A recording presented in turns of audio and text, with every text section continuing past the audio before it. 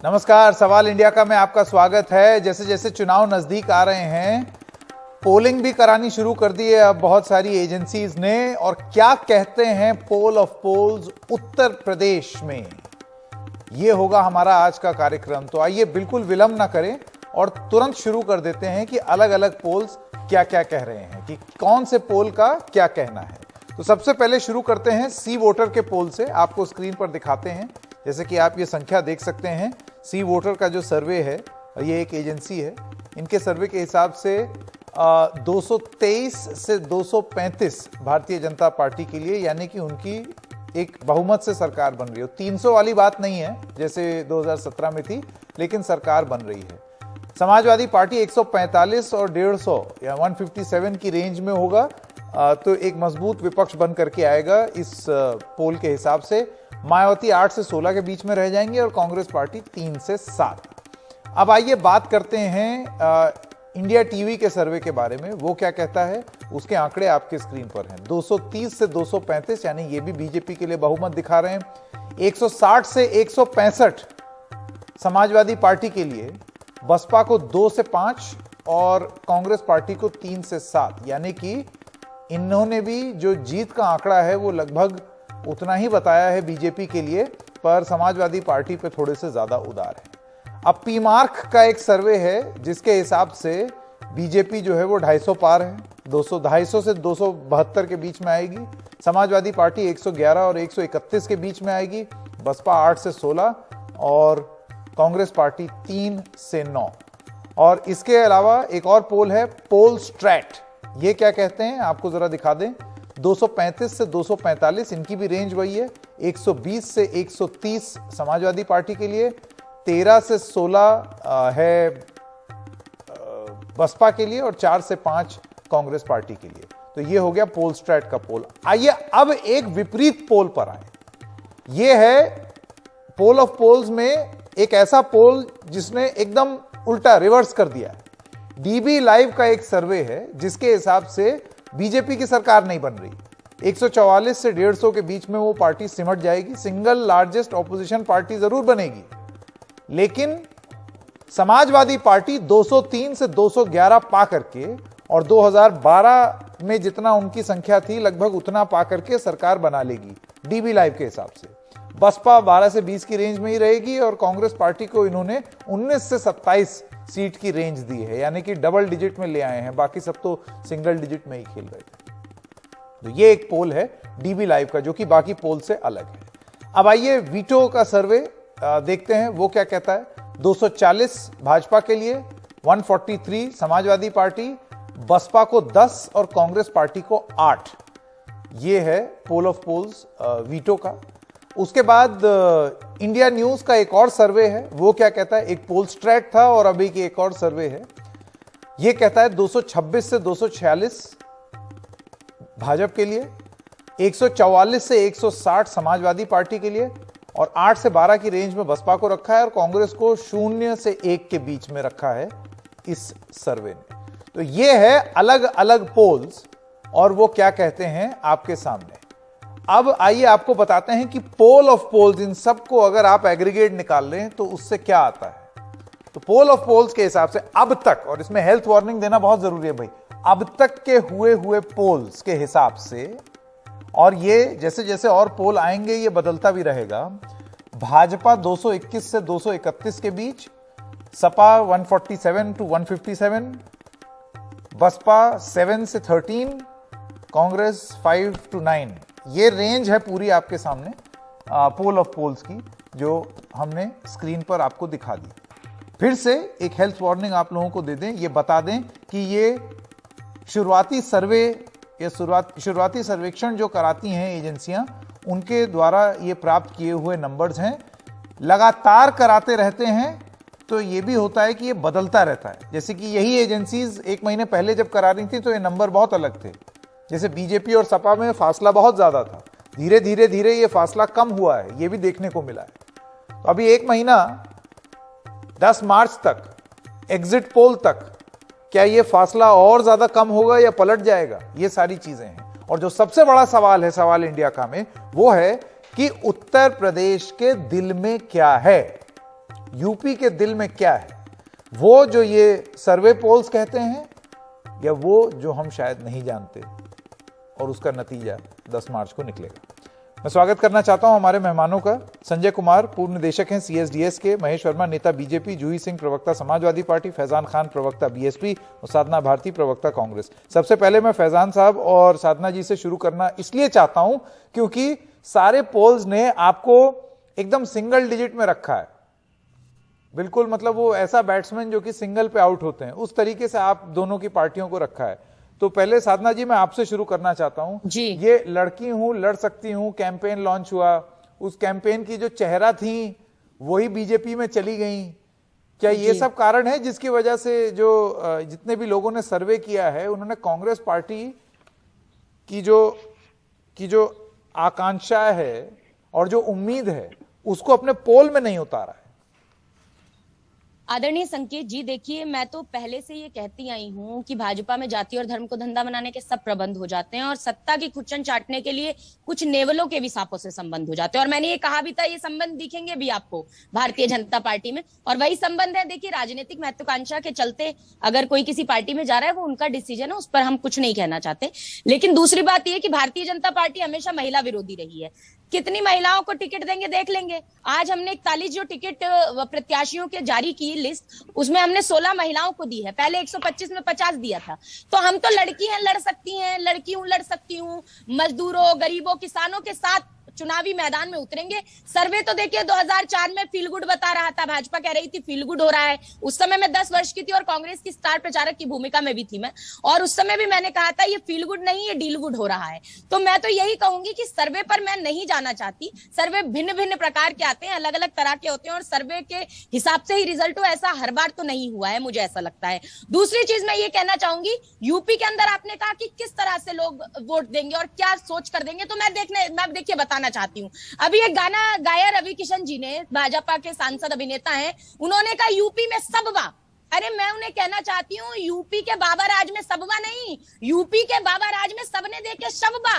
हमने देखे गंगा तीरे हिंदुओं के दफनाने पड़े शवबा, और जलाने की जगह गंगा जी में बहाने पड़े शवबा, और लोकतंत्र को लूटत बा। भाजपा के बाबा राज में बेटियों से व्यभिचार बा, और महंगाई से मारत बा, पीड़ित के पीटत बा। तो ये सब है भाजपा के राज में। तो इसीलिए भाजपा का ग्रह भारी बा, विपक्षी पार्टियां छा रही बा, जनता ये गुनगुना रही बा कि प्रियंका गांधी जी इस बार कांग्रेस का नेतृत्व करते हुए कांग्रेस है आ रही बा और भाजपा अब जा रही बा। ये तो स्पष्ट है। तो सर्वे क्या कहते हैं मैं नहीं जाना चाहती, लेकिन ये स्पष्ट है कि महंगाई, भुखमरी, बेरोजगारी, महिलाओं के साथ लगातार उत्पीड़न, इस सब को देखकर जनता वोट करेगी और भाजपा के पक्ष में तो बिल्कुल नहीं। ठीक है, फैजान खान, साधना भारती जी ने पूरे डिटेल में समझाया है कि हमारा संख्या क्या आएगी या क्या नहीं आएगी, लेकिन ये सर्वे बीजेपी को जिताने में तो गलत साबित होंगे।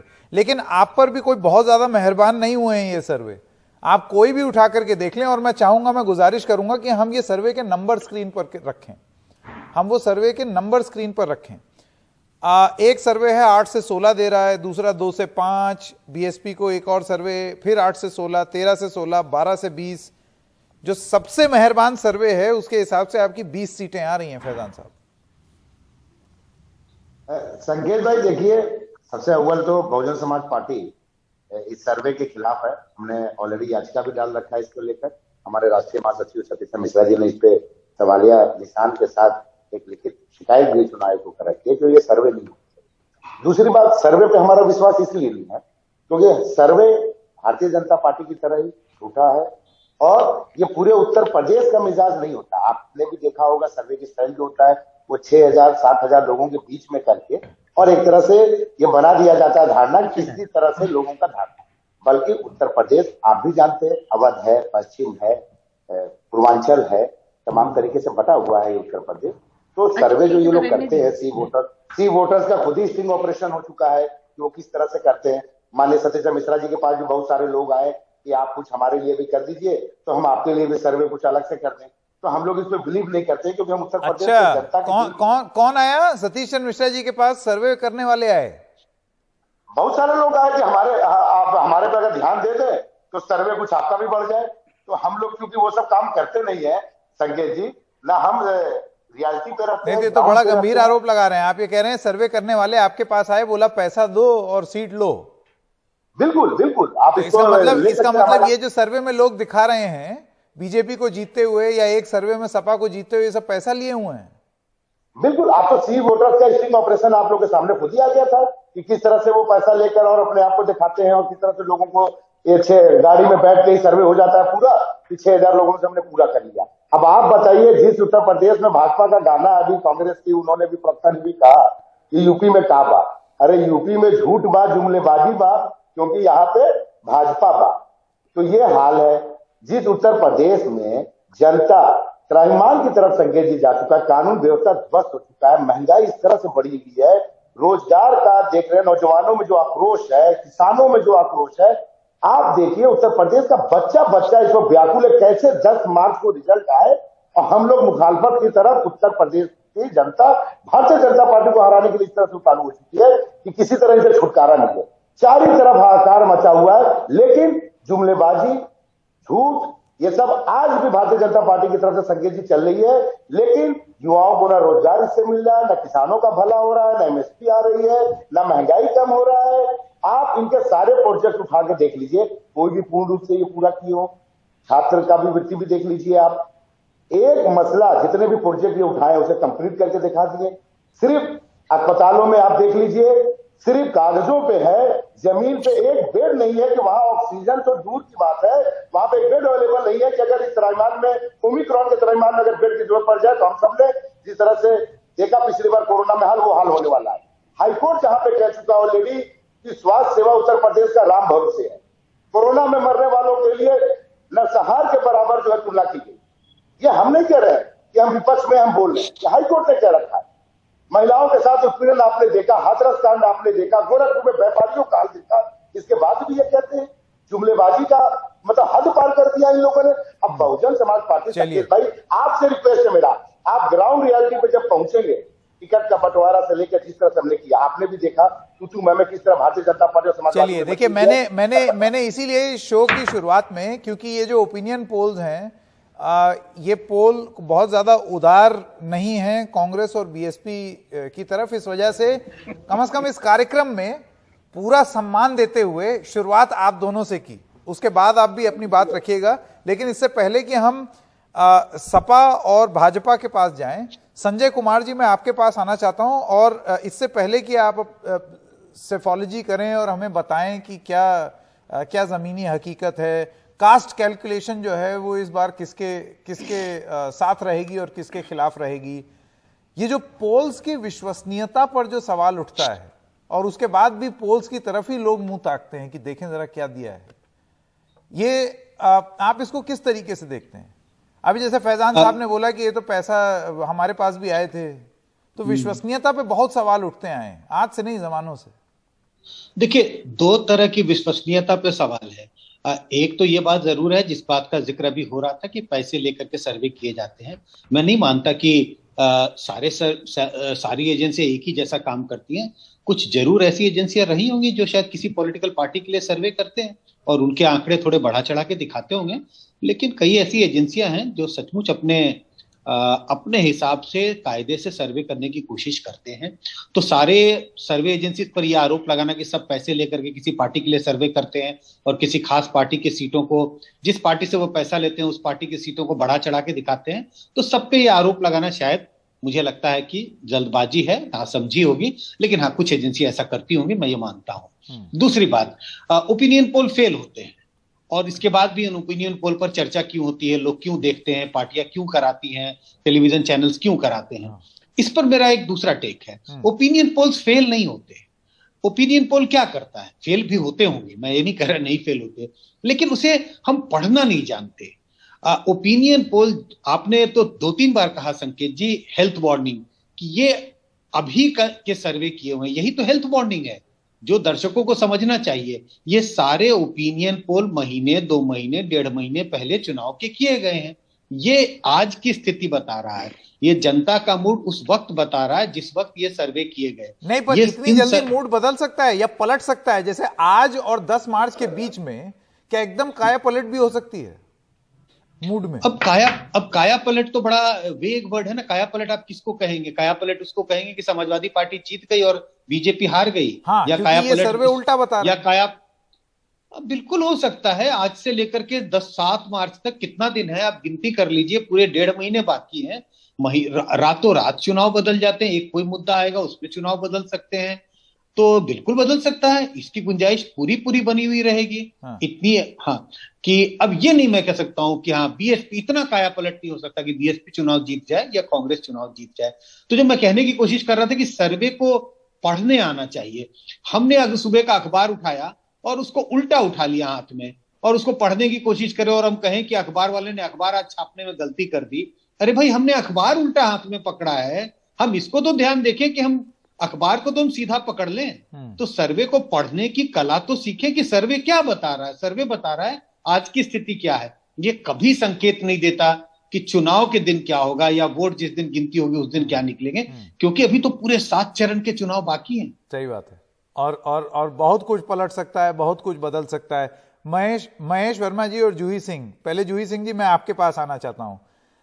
सब सर्वे सिवाय एक में आपकी सरकार बन नहीं रही, 150 के पास आकर के रुक जा रहा है सर्वे। संकेत जी, ऐसा सर्वे कह रहे हैं और मुझे लगता है सर्वे एक डायरेक्शन जरूर दिखाता है कि कौन सी 2 पार्टियां जो हैं या त्रिकोणीय चुनाव होगा या आमने सामने लड़ेंगी। ये भी बात सही है कि सर्वे को पढ़ना आना चाहिए। अगर आप हमारी सीटें दिखा रहे हैं और भारतीय जनता पार्टी को बहुमत की सीटें दिखा रहे हैं जिसमें वो कम जा रहे हैं, तो पहला इंडिकेशन तो यही है कि भारतीय जनता पार्टी के पास अब वो जनाधार नहीं बचा जो 2017 में बचा था। 2017 में हमने कई सीटें बड़ी मार्जिन से भी हारी।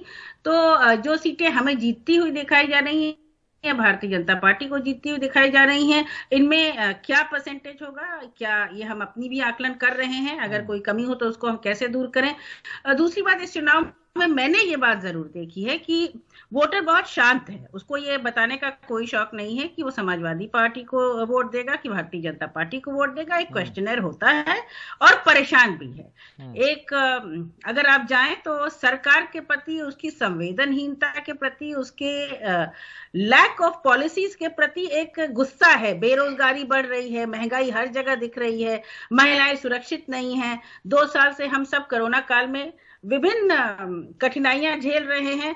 जो सरकार इस समय है, सरकार उसी को जिम्मेदार जनता ठहराएगी और वो सरकार मानने को ये भी तैयार नहीं कि किसानों की मौत हुई या शिक्षकों की मौत कोरोना काल में या फिर ऑक्सीजन की कमी से मौत हुई। ये उनके खुद के स्वास्थ्य मंत्री का एक बयान है। बेरोजगारी का आलम यह है कि हम जहाँ रहते हैं उत्तर प्रदेश में, अगर आप झंडा उठा दें तो आपको जेल भेज दिया जाएगा। यदि आप मुख्यमंत्री से सवाल कर दें तो आपको जेल भेज दिया जाएगा। फेसबुक पे कुछ लिख दें, जेल भेज दिया जाएगा। कोई पत्रकार यदि कोई लिख दे प्रधानमंत्री के क्षेत्र में खाना बनने के बारे में तो उसको जेल भेज दिया जाएगा। तो जनता ये सब देखती है। अभी जिला पंचायत सदस्य के भी चुनाव हुए थे, समाजवादी पार्टी ने उसमें एक बेहतरीन प्रदर्शन किया और उसके बाद का मंजर भी जनता ने देखा है कि कई महिलाओं की साड़ी खींची जा रही है। ठीक है, तो आपका कहना है कि ये पोल ऑफ पोल्स जो हैं ये एक इंडिकेशन दिखा रहे हैं। महेश वर्मा जी, अब मैं आपके पास आना चाहता हूं। इन सब पोल्स में आपकी सरकार बन रही है, लेकिन जूही सिंह का ये मानना है और बाकी लोगों का ये मानना है कि अभी बहुत समय है, कहीं ऐसा ना हो कि पोल पट्टी खुल जाए। नहीं, ऐसे लोग सोचते हैं उनकी पोल पट्टी कहीं खुलती हुई नजर आ रही है। आप देख रहे हैं कि अभी क्या हाल मुकाम हो रहा है।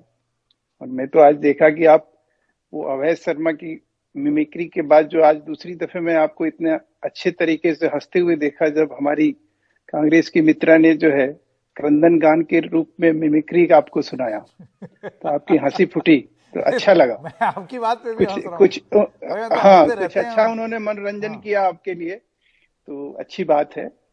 देखिए, मैं इस पोल के ऊपर जो है इतना ही कहूंगा। पता नहीं है कि मनोरंजन और पोल पट्टी खुलना क्या होता है। इस पर हंसते रह जाएंगे आप चुनाव के बाद भी, हंसी उड़ती रह जाएगी, हंसते रह जाना, ऐसी पोल पट्टी खुल जाएगी आपकी।